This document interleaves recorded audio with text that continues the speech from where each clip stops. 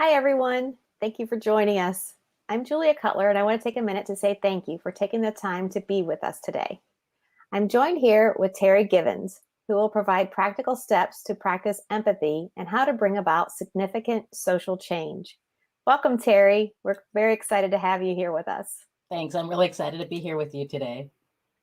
I'll give some quick housekeeping information for our audience and then tell you a little bit more about Terri. There will be time for questions at the end of the presentation, so please click the Ask a Question button right below the video to ask your questions throughout the webinar. Also, as a reminder, the recording will be available tomorrow. Now, to properly introduce Terri. Terri Givens is the CEO and founder of Brighter Higher Ed. She is also a renowned political scientist with more than 30 years of success in higher education, politics, international affairs, and nonprofits.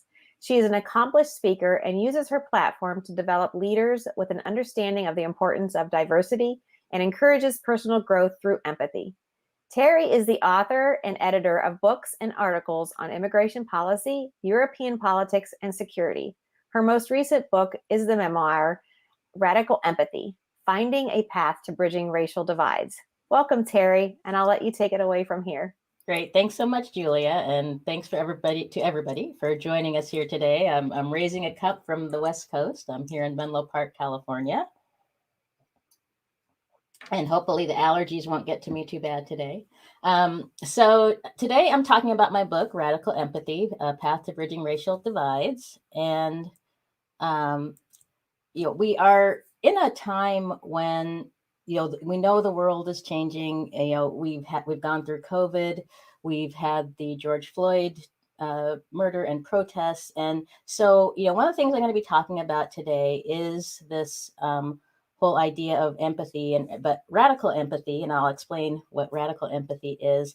But also, one of the real things I wanted to do with this book is to make sure that we are not just having empathy, but also taking action. And so I like to start by telling my story of growing up in Spokane, Washington. And for those of you who don't know, my father was don't know where Spokane, Washington is, I should say. It's in Eastern Washington. And the reason we ended up there is because my father is in the military. And so this first picture is of my lovely family. And I am the baby in my mother's arms. And that's my father sitting there very proudly. He was very proud of his family. And this was probably around Christmas of 1964. I was born in 1964. The reason I start with my family story is, as I'll talk about, is stories are a way that we develop empathy for each other. And I think my story is helpful for people to understand some of the ways that issues like discrimination and so on play a role in our lives. But this family was living in Spokane, Washington, and my mother was from Louisiana, and my father was from outside of Pittsburgh, Pennsylvania, and they met in Los Angeles. And one of the books that has had a huge impact on me is Isabel Wilkerson's The Warmth of Other Suns. And the reason for that is, first of all, it's just an amazing story of the diaspora of African Americans from the South to the North and the West. But the reason I was so impressed with the book and excited about the book is because my mother is from Louisiana. Actually, she grew up in Opelousas, Louisiana, and lived in New Orleans part of her life. And she left there around the time she was 20 years old and moved to Los Angeles to go and find work in the textile industry. So she was a seamstress. And so The Warmth of Other Suns, that book talks about a doctor who moves from Louisiana to California and the life he had in California. And so it was really great. Another book I can mention is called The Vanishing Half by Bree Nelson. And that's another really great book that talks about a family that grows up in Louisiana, actually near my mother's hometown of Opelousas.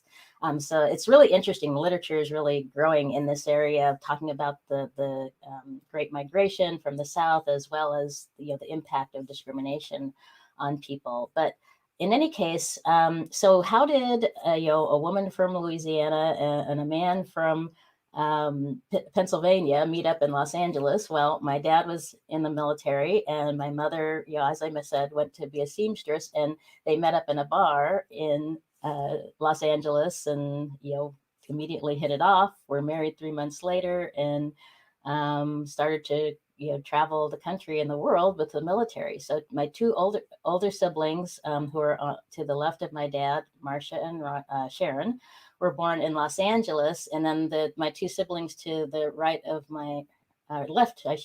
I'm getting my anyway from where we're our perspective to the right of my mother, were born in England. So Rhonda and Brenda were born in England, and then my brother Roy, who's to the right on the floor, was born in Los Angeles, and my brother Craig was born in Shreveport, Louisiana. And the picture next to that is actually occurred in Shreveport, Louisiana, which is 1962. My dad got to get into the NCO Academy, and I only discovered this picture a few years ago. And what really struck me, of course, is my dad is the only dark face in that picture. And one of the things about the military is, of course, the Air Force didn't even exist until after World War II, and then the military desegregated towards the end of World War II. And so my father was one of the first, in the Air Force, African Americans to be a part of the NCO Academy. There were others at the time, but in his particular class, he was the only African American. And I look at that picture and I was just, wow, what a burden he carried. He had to be an example so that any other African Americans who came behind him would be able to succeed in this academy. And one thing he really instilled in us when I was growing up is that we always had to be an example. We had to work hard. We had to always do the right thing. And so the other way I connected with my dad, but while looking at this picture, is the sense that and I've experienced this being the only Black person in the room. And you can imagine in 1962 what that must have been like for him, especially in Shreveport, Louisiana. So in any case, I think this helped me to empathize with my dad, seeing that he had this experience, and that even today, I find myself in situations where I'm the only Black person in the room, and how you manage those spaces and so on. And he gave me some really good life lessons for how to do that. But one of the things my parents did was they decided to settle in Spokane.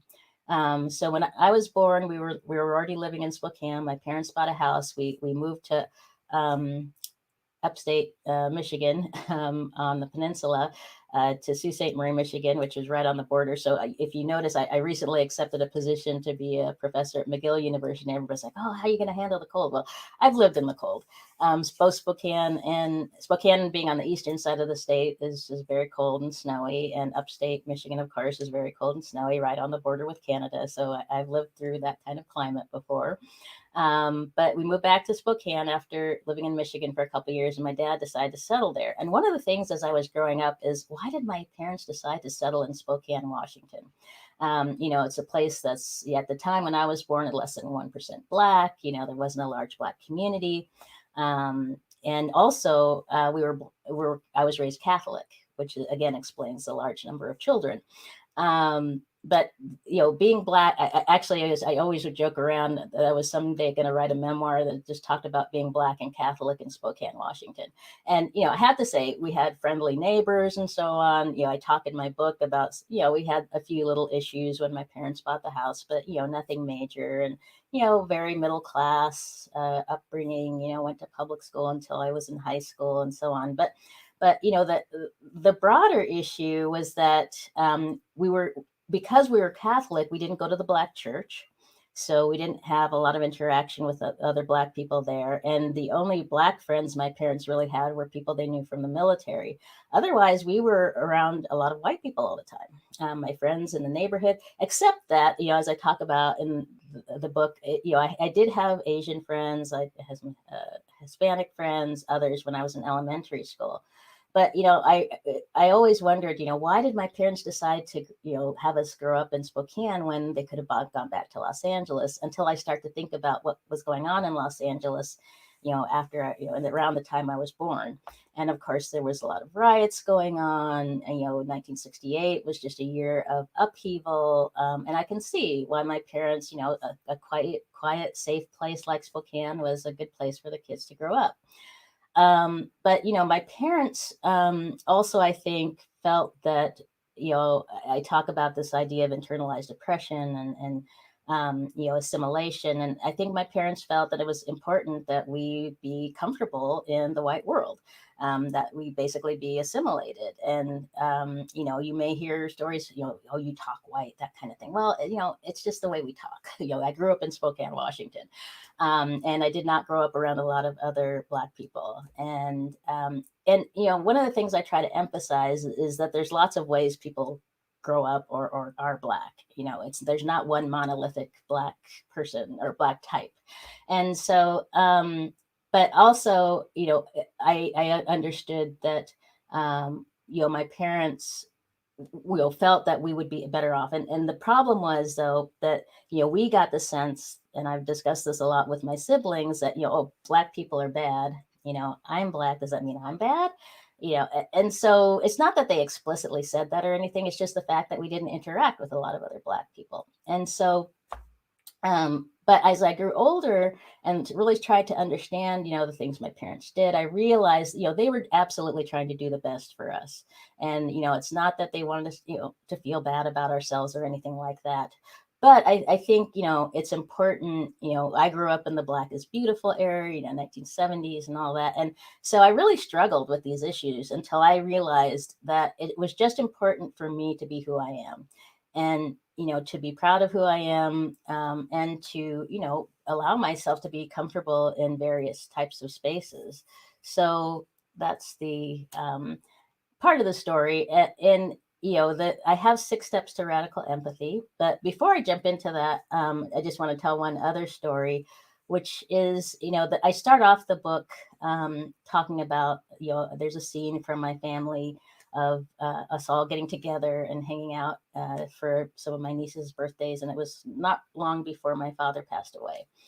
And I just remember, that was such a great time. My son was about 9 months old, and I was so happy, that he was hanging out with my dad. And soon after that, it was a great just family get together. And soon after that, my dad unfortunately had a massive heart attack and passed away. And actually, it was as of Sunday, it was exactly 20 years ago in 2001. And so, of course, I had a lot of grief and so on. But as I started to think about it, I'm a political scientist, I'm a researcher. I wanted to understand, why did my father pass away at this time? He was only 73 years old, and I started to look at, what are the risk factors for heart disease? Because also I was worried about my other family members.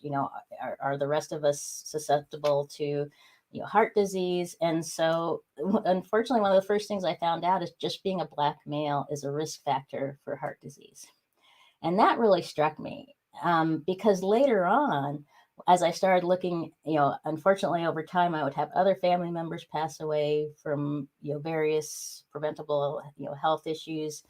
And I was like, wait a second, what's going on here? And why are we having these issues? And I started to learn more about the healthcare system and the bias there. I mean, one of the things I mentioned in my book is, they did a survey of medical students, and almost 50% of medical students thought that Black people were more resistant to pain because we have thicker skin, which is absolutely not true. And then you hear all of these stories about Black people not being able to get pain medication. But in any case, as I started to learn more, it really placed the seeds for this book started with that research I did after my dad passed away. And then, as I went along, and one of the other really more impactful stories was, I remember I was driving around Berkeley one day. It's burned into my head of this situation where I was listening to the radio on NPR, and they were talking about the story about Black female maternal health outcomes, that Black women, regardless of class or education were more likely to die in childbirth and have poor fetal outcomes. Regardless, it didn't matter how healthy you were, how wealthy you were, how educated you were, you're more likely. And that really struck me. It's like, so basically we can do all these things. People tell us, pull yourself up by your own bootstraps, work hard, get educated, and you'll be fine. And the reality is no. You're still more likely to have a poor outcome just because of the color of your skin. And it's like, what can we? And then the other thing realization I came to is, as somebody who's in academia, is in all these years I've been in academia, not a lot has changed. The percentage of Black faculty, the percentage of Black students, even though those numbers are rising in some places, but there's a lot of things. Just even though we've implemented, since 1964, we have civil rights legislation, there's all these things. And so I was thinking to myself, what can we do to really create change?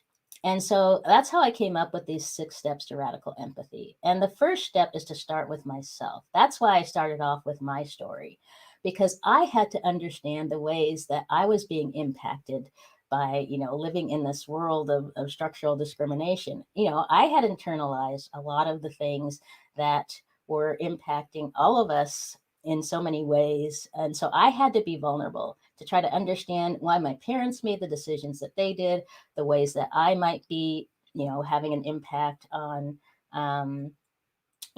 continuing these discriminatory processes and so on. So first step is a willingness to be vulnerable, and to really look at yourself. I mean, one of the things I always tell people to do as an action when it comes to that willingness to be vulnerable is, it's not necessarily looking at your family like I did. Maybe just look at where you live. Why does your neighborhood look the way it does? Where did you grow up? How did the place you grew up have an impact on you?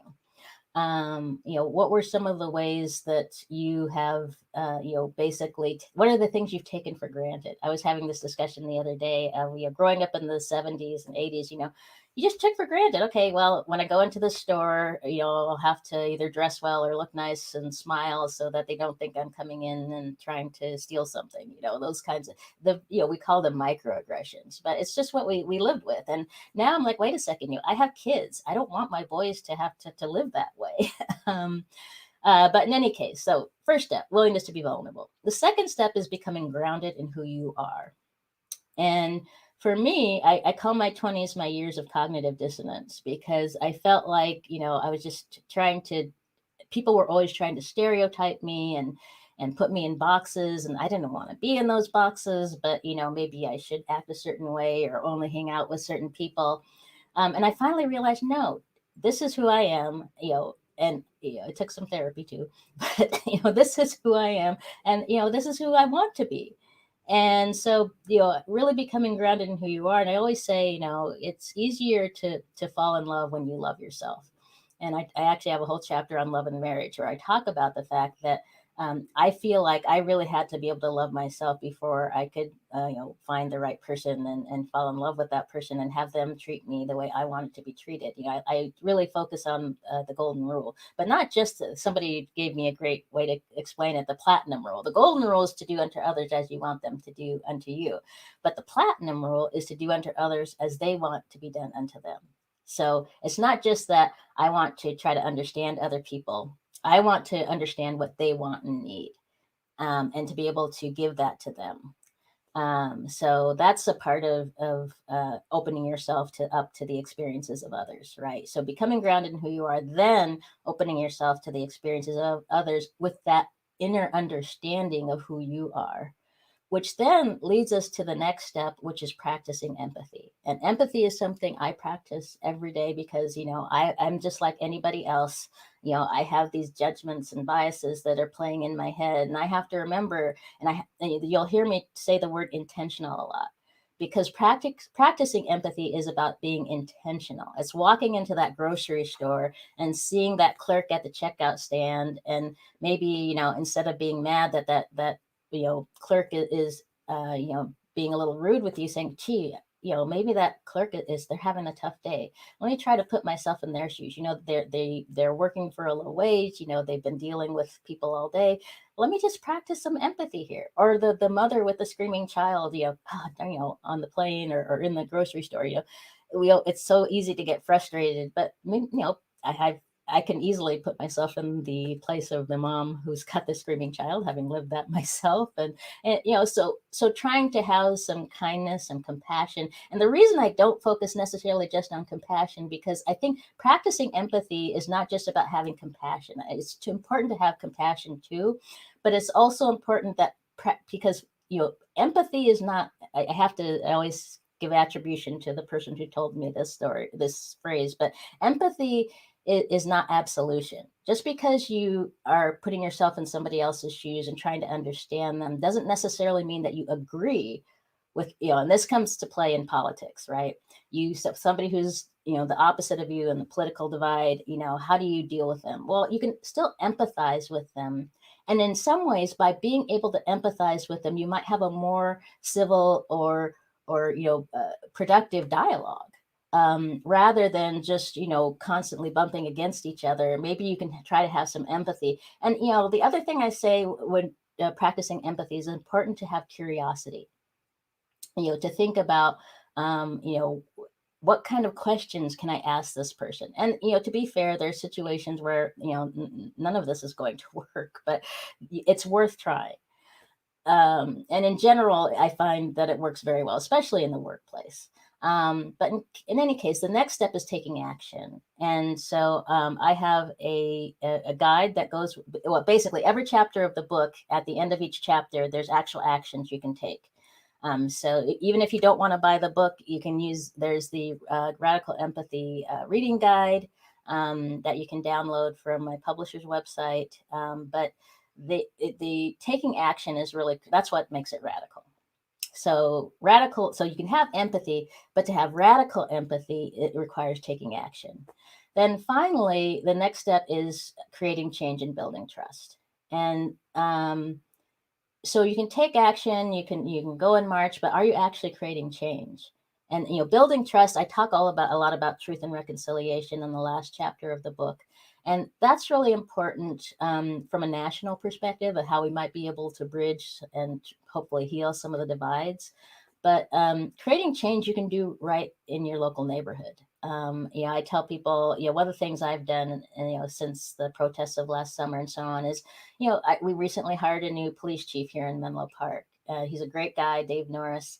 And, I reached out to him. I said, hey, can we grab coffee? And we've met for coffee a couple of times and found that, there's a lot of things we agree on. And he's really open to the idea of having community input. He's working on putting together, we're a small city, so we don't have.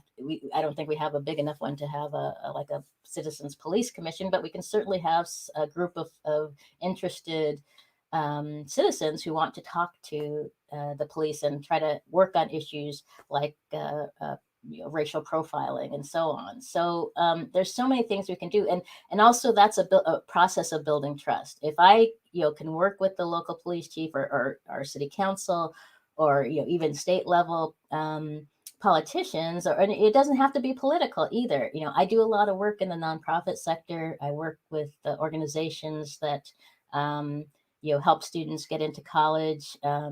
And so anyway, I think it's really important to remember that we can do so much just at the local level.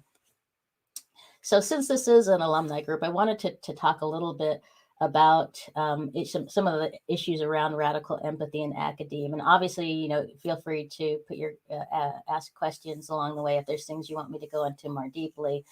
But I'm a political scientist, and I've been following closely what's been going on with the Black Lives Matter and COVID. And actually, if anybody's interested, I've been doing some work. Actually, I have a whole other book coming out soon called The Roots of Racism, where I look at the relationships around race between the U.S. and Europe.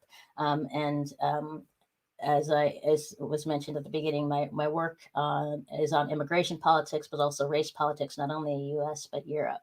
And so the Black Lives Matter and COVID issues have come up both in the U.S. and Europe in terms of disparate impact on minority communities.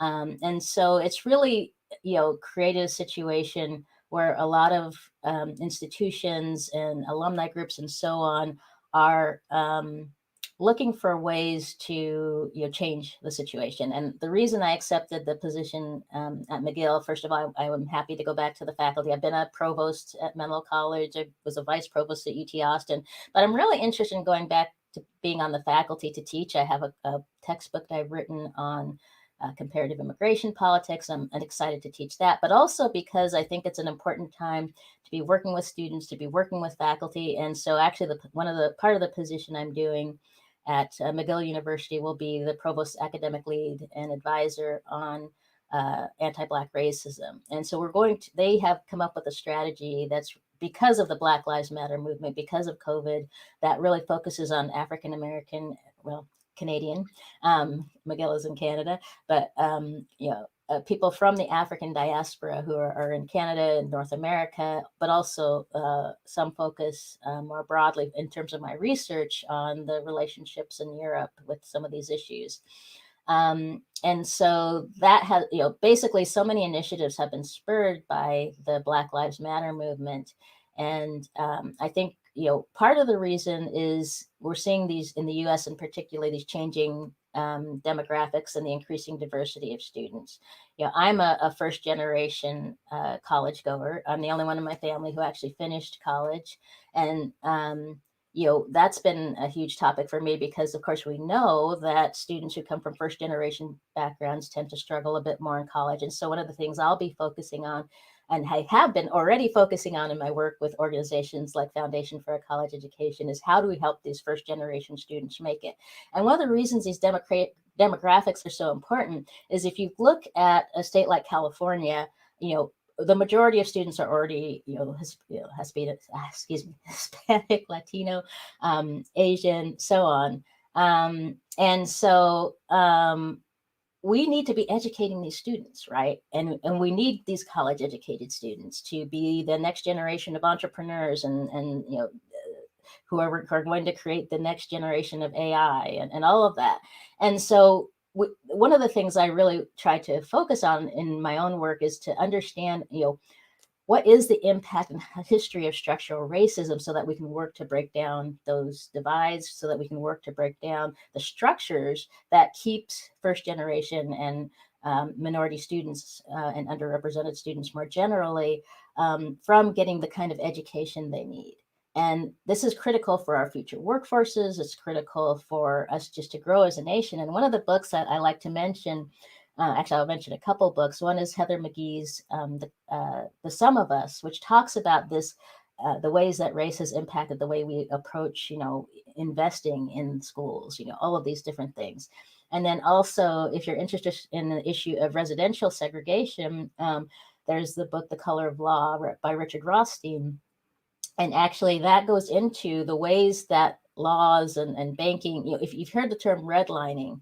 So redlining, it was literally done with a red, they take a red pencil and mark out neighborhoods where they weren't going to give loans or basically this was where, some predatory loans, all kinds of things. And of course, we know predatory loans and you may have heard the story about this couple in Marin here in California who, got a low appraisal on their house. So they had a white friends go and meet the appraiser and they got a much higher appraisal, right? So these things are happening today.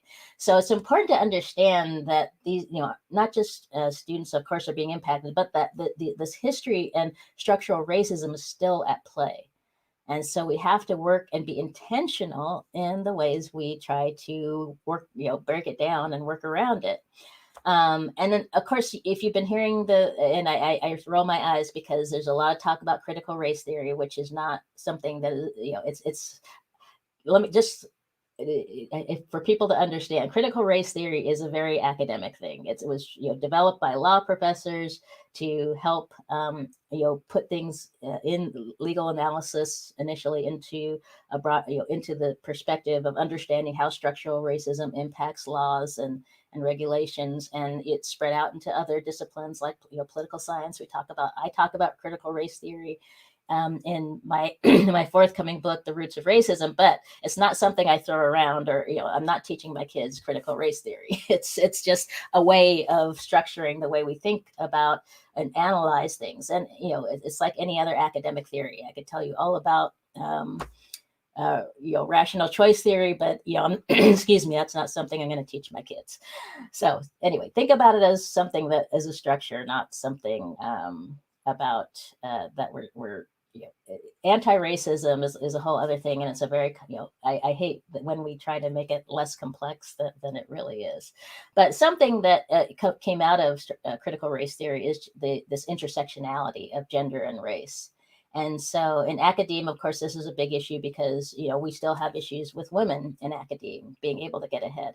And so, coming back to the issue of radical empathy, it's important that we not only understand, okay, in my own field of political science, we still have issues, and of course in the STEM fields, gender is still a very huge issue, as well as race.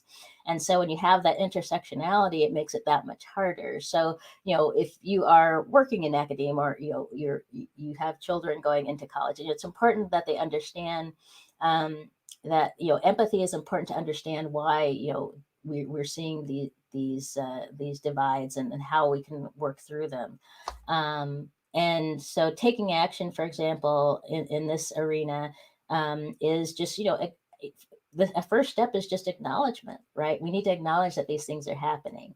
And the next step is then, what are, some of the things you can do, just to be supportive. And so we talk a lot in the workplace about empathy.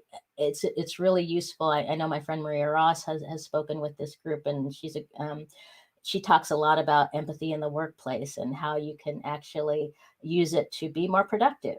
And we look at how women in particular have been impacted by COVID. And that, empathy right now is so critical as that we try to work our way back into the workplace, as our kids go back to school. Empathy is going to be so critical in terms of trying to understand not only what women have had to struggle with in this last year, and families have had to struggle with in this last year, but what can we do? Coming together and talking about solutions. And so that comes to the point of just, how can we change our society and change our culture in a way that is supportive of, a lot of people are talking right now about, do we want to go back to the office, or do we want to go back home? And so I think it's important to think about empathy in this, and that leaders in particular show empathy. So I'm going to spend my last bit of time here talking about inclusive leadership, because oops, still need the slide, sorry. So inclusive leadership is, first of all, showing a visible commitment. So, think about, what's happening at Apple right now. Their CEO comes out and says, "Oh, you have to come back to the office." Well, they got pushback, and the employers are like, "Wait a second, you didn't talk to us before you made this decision." So, having it's not just a commitment to diversity, but it's a commitment to communication with employees. And so, but when it comes to inclusive leadership, having a visible commitment, articulating, and this comes in the wake of, all the statements that came out around after the George Floyd murder and the protests. A lot of companies came out with these statements. Well, it's not just that you articulate that visible commitment, it's that you have accountability, and make, that's why I always start with, being being vulnerable, and taking responsibility personally for these things, and making inclusion a personal priority. Inclusion isn't just about race. Inclusion is about so many different things. I talk sometimes about neurodiversity. I have a son who has ADHD. He needs inclusive leadership, and inclusive leadership is not just top down; it's bottom up. Because we if you look at what happened with Apple, for example, the employees demanded more inclusive leadership for those who wanted to stay home and work from home as much as possible. So the next, of course, awareness of bias, inclusive leaders show awareness of personal blind spots as well as flaws in the system. There's cultural intelligence, showing that you are attentive to others' cultures and adapt as required. And I learned a lot of this. I was the vice provost for international as well as undergraduate curriculum at UT Austin. And having to work, I did a lot of work in Latin America as well as my previous research work in Europe really made me focus on my own cultural intelligence and, being attentive to others' cultures and adapting myself to that. And, again, that's another place where empathy can play a huge role. Humility that comes with that's vulnerability, right? You're modest about your capabilities, admit mistakes, and understanding, especially when you start getting into these dialogues about race and even politics, understanding that this is messy and understanding that we're going to make mistakes. We might say the wrong thing, but this is, again, a top-down, bottom-up thing. We have to be willing to let our leaders make mistakes and hopefully make up for it, but we also have to be willing to let ourselves and our employees make mistakes and help them to learn from it. And Brene Brown talks a lot about vulnerability and making mistakes, so that's another really great resource for you guys. And then curiosity about others, demonstrating an open mindset and deep curiosity about others, listening without judgment, etc. And then finally, effective collaboration, empowering others, paying attention to diversity of thinking and psychological safety.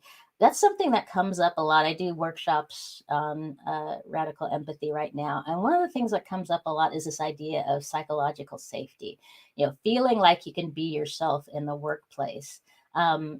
Feeling like I hear this term a lot, you're bringing your authentic self, but you have to feel like you're safe in that space in order to do that. And so, effective collaboration is about empowering people, letting them know that they're in a safe space. And I can tell you guys right now, feel free to ask questions because you're in a safe space here.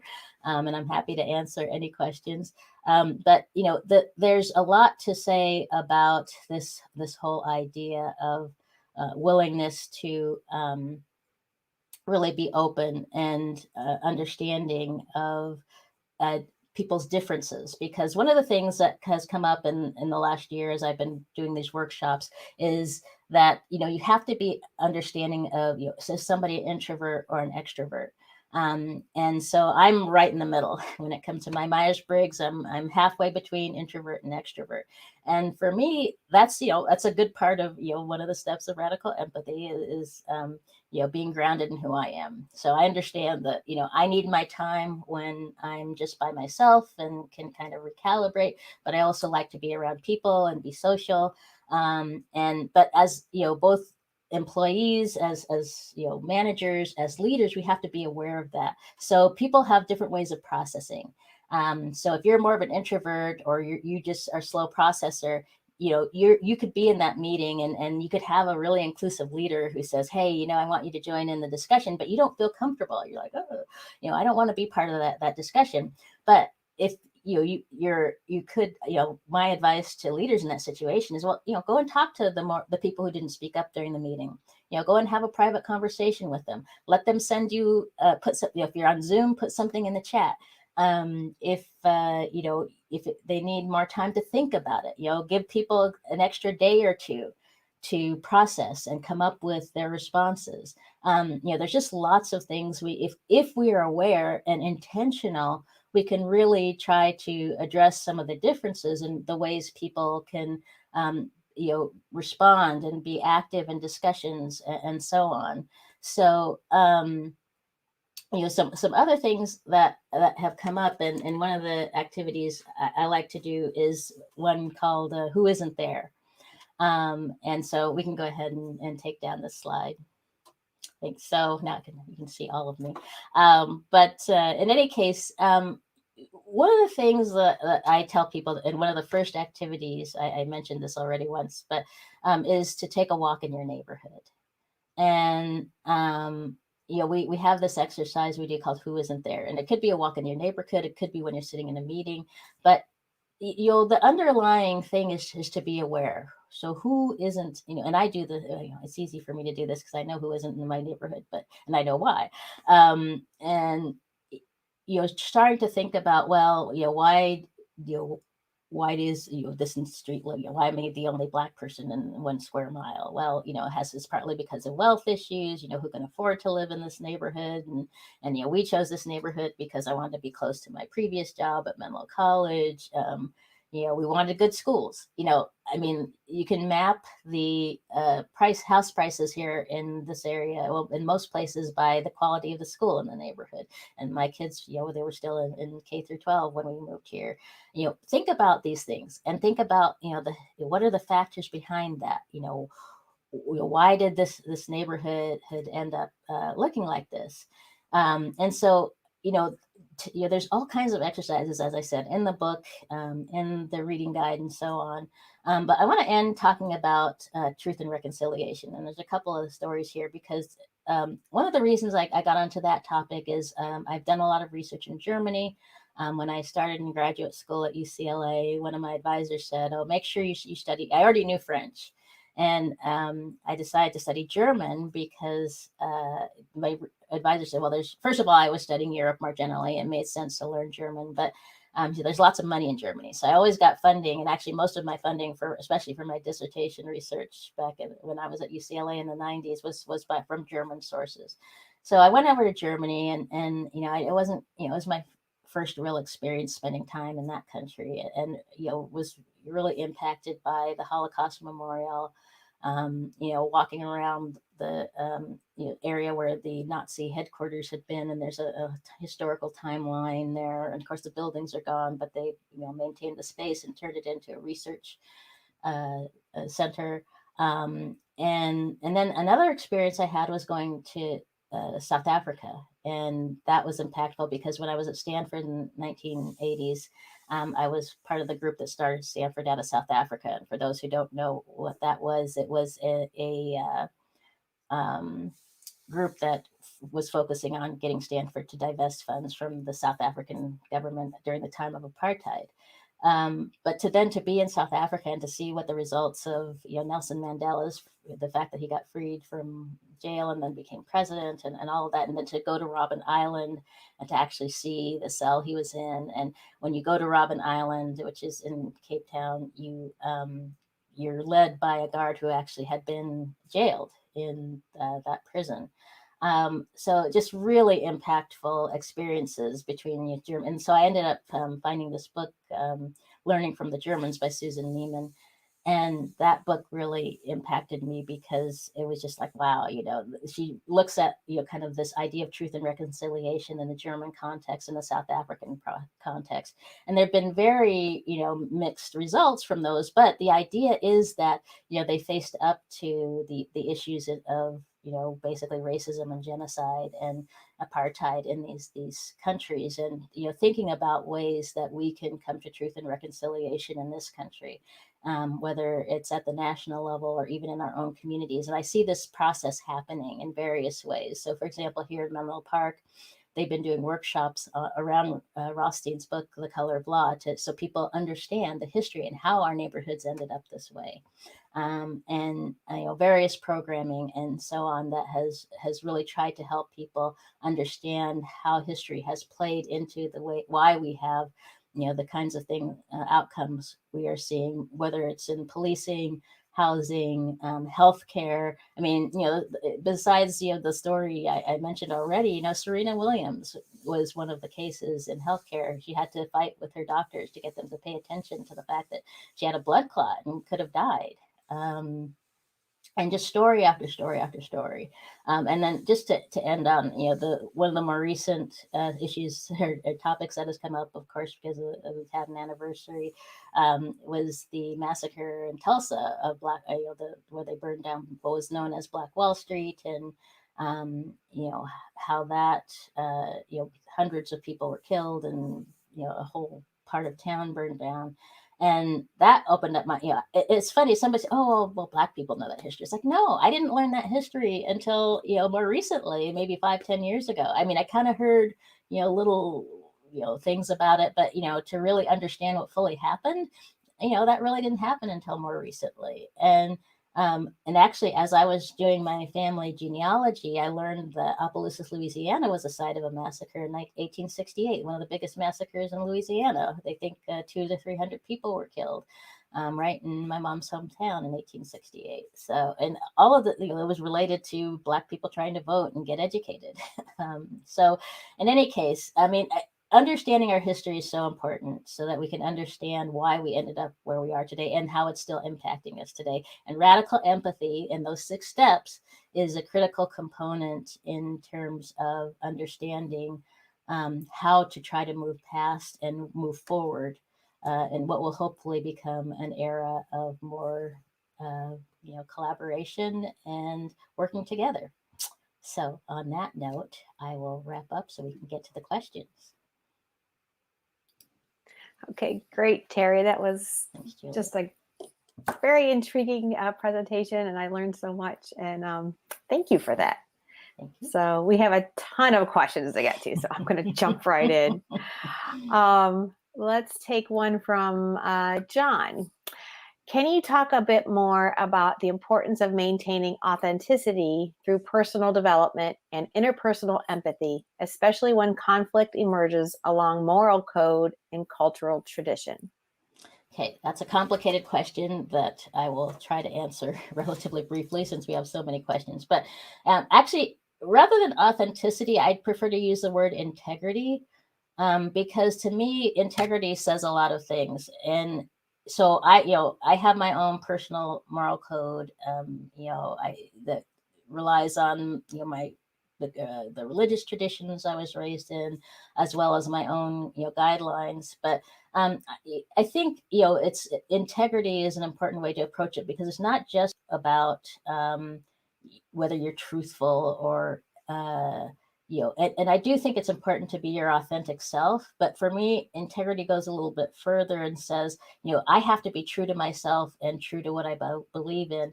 And not only from, being able to telling the truth, but also to, what affects me, my physical integrity. And so if I'm a healthy person, if I, try to do my best in terms of telling the truth and working with people, that helps me to, it's that getting in touch with yourself, right? To me, that is critical there. And so, to be my authentic self it's sometimes it's hard because you want to accommodate situations you're in. And again, I mentioned Brene Brown because she has some interesting discussions about this, where it's, are you trying to fit in or are you trying to get a sense of belonging? And belonging is when you can be that authentic self versus fitting in where you're trying to change yourself. And so I think that comes, there can be situations where you're dealing with your morality. Should I do this thing? Does that fit into my moral code? And that's where we often struggle. Whether are we just trying to fit in? Are we trying to belong? Are we trying to be our authentic selves? And it's an ongoing struggle I have to deal with personally a lot of times, and trying to figure out what the right thing is. And there's always I have gray behind me, there's always shades of gray. So anyway, I don't want to talk too long, but I'm happy to engage in further discussion if you want to reach out to me. Great. This one is from Marina. Thank you for your perspective, Terri. Insightful, and I can fully relate to many of your examples and experiences growing up. Question: do you see a linkage between the use of empathy and modeling inclusion in the workplace? Yes, absolutely. So actually, a lot of the people I work with, this is I come at it kind of from the personal family perspective, but really when I'm working with groups, it's about in the workplace. So absolutely. And I recommend Maria Ross's book where she talks about empathy in the workplace. I'm going to forget the title of her book right now. But there's a lot of people, Simon Sinek talks about empathy in the workplace. So empathy and radical empathy, taking action, is actually, being sought out now because employers are understanding that, being able to work on creating that sense of belonging is so critical, especially for this generation of people coming into the workplace. They have high expectations about having an employer who tries to understand them and their needs. And, they do a lot of, and I don't want to paint too broad a brush, but there's a sense that they want to be fulfilled in their work.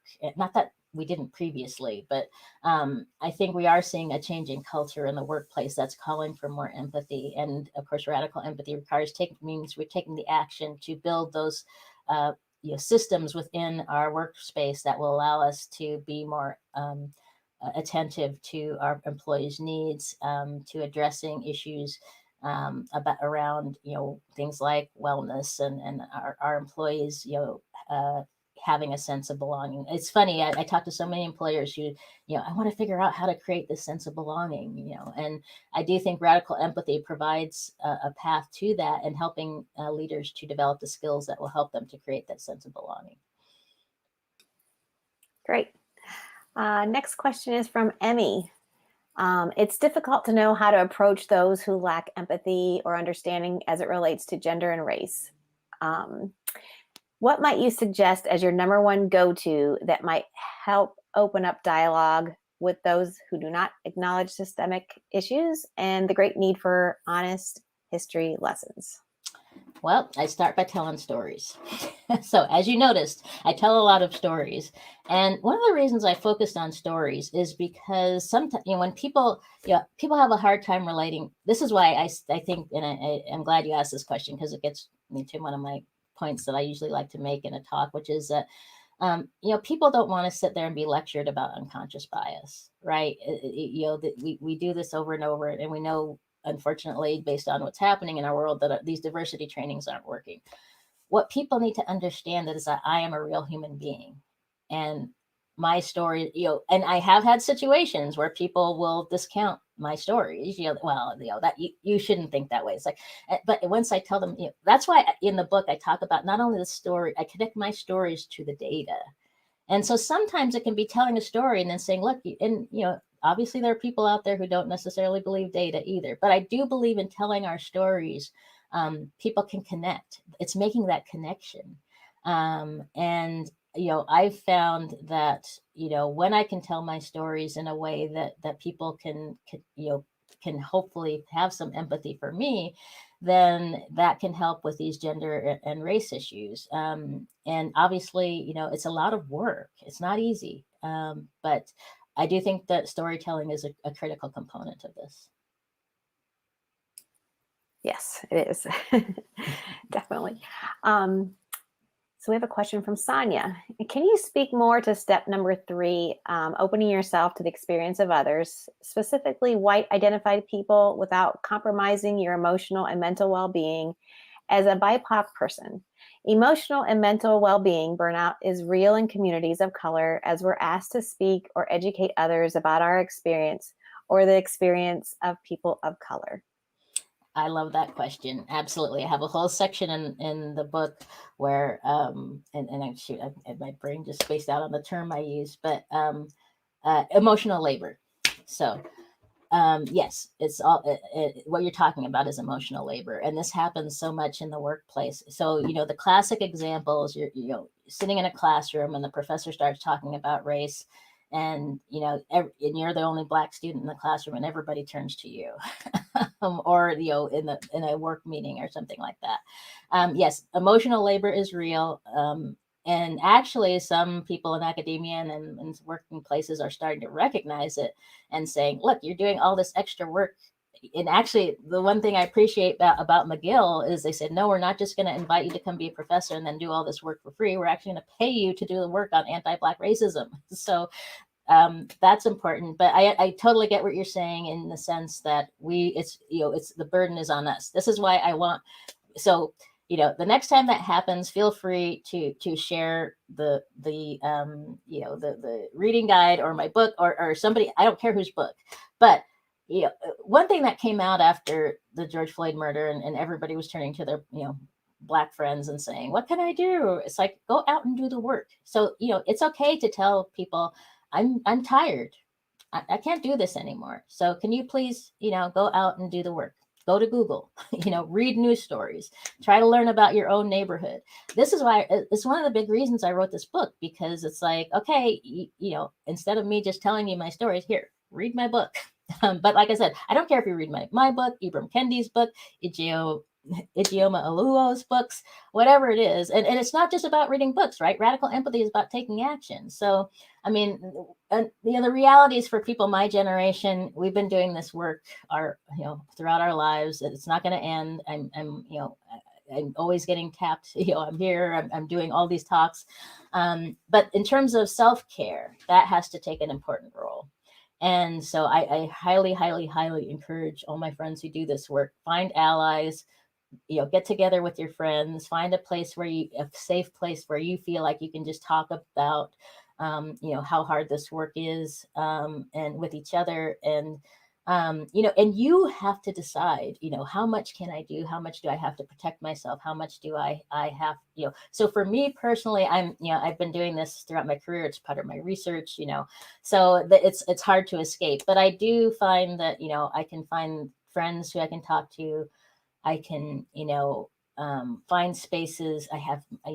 Create support networks when necessary. I've done therapy at times. Find a good counselor. I know it's hard for African Americans to find good counselors because, we need people because I remember I worked with a coach at one point who, I told her I was experiencing sexism and racism. And she's like, "Oh, are you sure?" And I'm like, "What do you mean, am I sure?" And it's funny because she wrote a letter of apology to me just a few months ago saying, "I'm sorry, I didn't believe you." But she was a white woman. She didn't understand what I was experiencing. And so anyway, it's just, it's hard, but you have to find space, to take care of yourself. So that's the way I handle it. Great. Yeah, you do have to do that. We all have to, right? I mean, it's Exactly. not just about, Black women or women. We all have to find that self-care space. Absolutely. Here's a good question from Devante. I love the idea of thinking who isn't in the room and why. Do you have any other examples of how higher education leadership might implement radical empathy amongst staff and students? You mentioned the process being messy and mistakes being made. Can you speak to balancing or blending professional objectives with radical empathy in spaces where resources or staffing may be constrained? Right. And this is a huge problem in higher ed is because, of course, staffing and funding are always strained in most institutions. And that's, in my work generally, I get frustrated with kind of the industry that has developed around diversity training and so on because it gets to be expensive. So that's why. So in those kinds of instances, my approach is do a train the trainer approach rather than spending huge amounts of money on consultants. Is do professional development. Train your professional development should be baked into every budget, and it doesn't have to be expensive. There are good programs out there, but the trick is making sure they aren't just here we're going to sit you in a room and have you hear all about unconscious bias and all this stuff. You has to be engaging. You have to have a way to reach people, and so that's why I think it's important.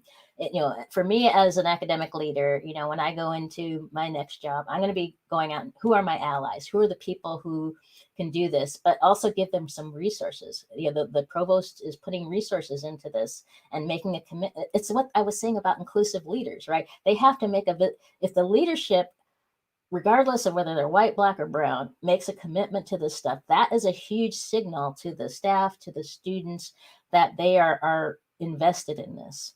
And that if they can put whatever resources they have into this, then that makes a huge difference. Training faculty, training staff, but in a way that is effective. So when I was at UT Austin, for example, we had this difficult dialogues course that they're still doing.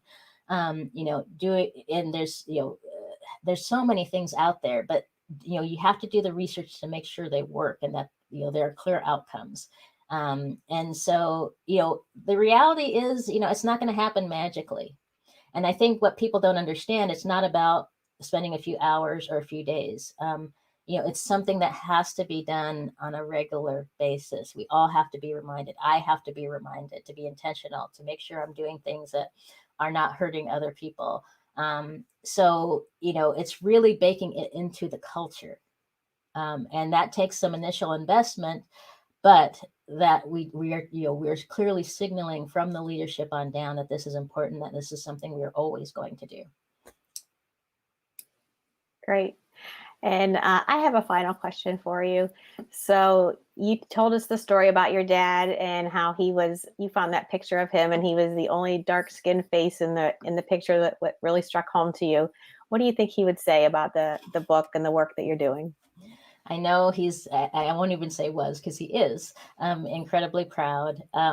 And actually, it gives me chills to say that. I always feel like my dad is with me. I posted on Facebook the other day that, I miss his laugh and I miss talking. He's a huge Seahawk fan as well. He started out as a Steeler fan, for those who are Pittsburgh area. So I started out as a Steeler fan, but we ended up, he's also a Seahawk fan. My dad would say, he would be thrilled. Because I'm telling his story as well as mine in a way that is trying to create change. And it's interesting because I think a lot of times, and for me, part of the process was reading Isabel Wilkerson's book was really helpful to understand why, my parents didn't talk a lot about the past or the racism they experienced. And I could tell many more stories about that. But I think what he would say is, he's so proud of the fact that I was able to use my experiences to help others and to help them understand, how to have empathy. And so, I'm sure my dad is up there smiling and cheering me on. And, just the one last thing I will say is that, he really believed in creating change in his own way. He wasn't out there marching, but he was creating change by, starting. After he left the military, he started a company and was an entrepreneur. And he raised 7 kids who are all doing well. And to him, that's his legacy. That was his gift to the world. Was this family that was able to succeed despite all of the hurdles and things that were put in our way. And I'll end it there. Wonderful. Thank you so much, Terri, for your time and for joining us. And everybody can find the link to her book, Radical Empathy, Finding a Path to Bridging Racial Divides. There's a link right below the video in the resources, also the workbook that she has provided you.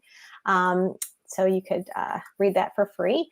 And yeah, just thank you so much. Is there a way for people to reach out if they wanted to get in touch? Yeah, it's really easy. TerriGivens.com. Or if you want to email me directly, it's Terri, Terri, of course, at TerriGivens.com. So very easy, very, very accessible. So, and I know a lot of you we didn't get to your questions. So if you are interested, or on social media, I'm at Terri Givens.